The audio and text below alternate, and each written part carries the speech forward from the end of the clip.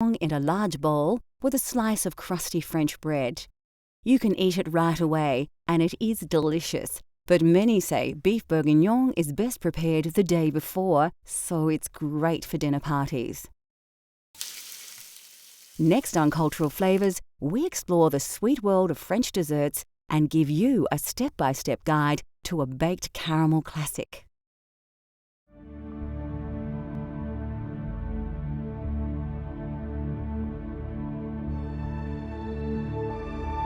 One more thing the French are famous for are their desserts and pastries. Considered the home of modern desserts, France is rich with tasty sweet dishes that have evolved over hundreds of years of food appreciation. French desserts are popular with home cooks, as anyone can try their hand at the multitude of dishes, and the ingredients are readily available. Eggs are very important in French desserts and cakes and are the key ingredient in dishes like crème caramel, mousse, custard and eclairs. Of course, French cooking just wouldn't be possible without butter. Butter is used in most dishes, but especially desserts. The French are also fond of adding fruit to their dessert creations in all manner of styles. And where would desserts be without sugar? Sugar is a part of nearly every dessert in the French food vernacular. And here are a few classics to inspire your cooking at home. Macaroons are a French classic and are often presented in several flavours. Chocolate is popular, as is pistachio, lemon and strawberry. Macaroons can be a challenge for the home cook to tackle, but the rewards are delicious.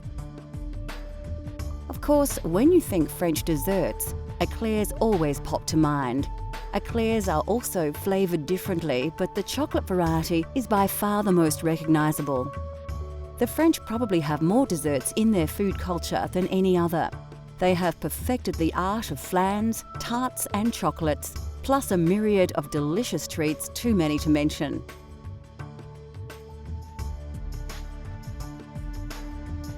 Another aspect of French desserts is, of course, the visual creativity. To be a pastry chef in France is to not only be a master of cooking, but also an artist, presenting their culinary creations in traditional and new and original ways, sometimes creating desserts that look too good to eat.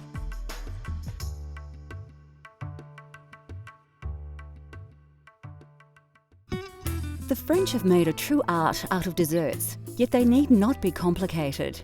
The trick with this dish is timing. Let things cook too long and it will be back to the mixing bowl for another try. Well, the reason why I chose crème caramel is because it's an old classic and everyone knows it. I think that the art to making a good crème caramel is all in the cooking of the caramel, making sure that you don't let it go too dark and bitter. So it's something that's used quite often in France. It's a very simple dish to cook at home or a nice classical bistro that you can find in Paris.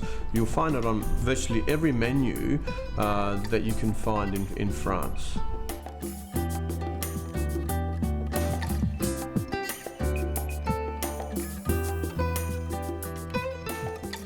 Although deceptively simple, creating crème caramel at home can be fraught with pitfalls. We'll show you how to create this dessert step by step.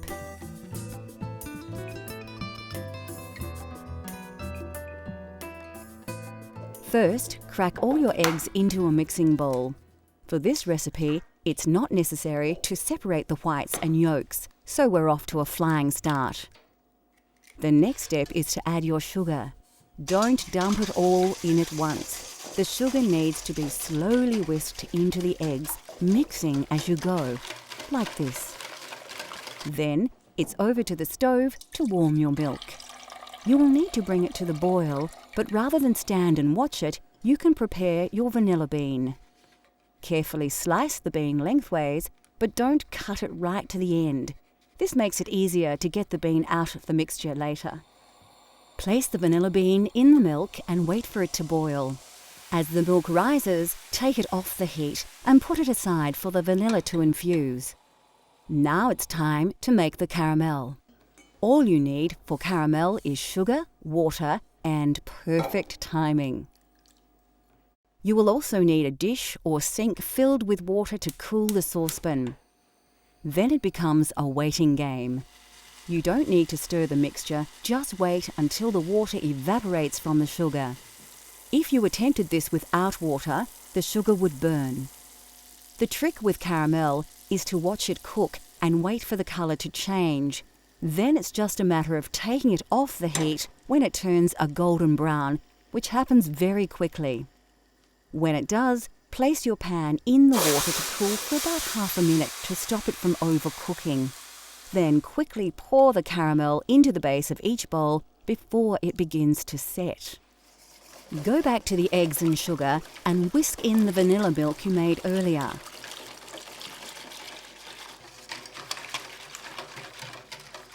Find the vanilla bean and scrape the seeds out into the mixture.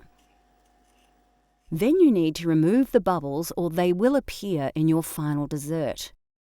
Use a ladle to work the bubbles off the top of the milk and put them aside. You won't need them. Ladle the mixture into the bowls on top of the now set caramel.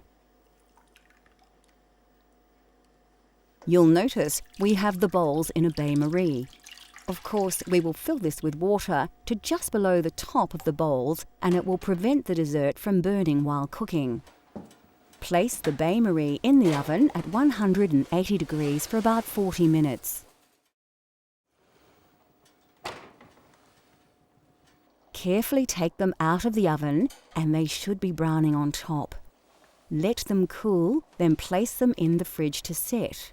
This usually takes 2 to 3 hours. When set, run a knife carefully round the edge, turning the bowl as you go. Then you should be able to place a plate on a dish, turn it over, and remove the bowl, leaving a delicious dessert behind. Use the now softened caramel left in the bowl to decorate the plate.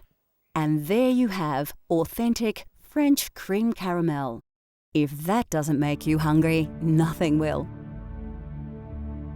We have barely touched on the food of France, and we could easily fill a whole series with amazing culinary creations from the home of fine cuisine.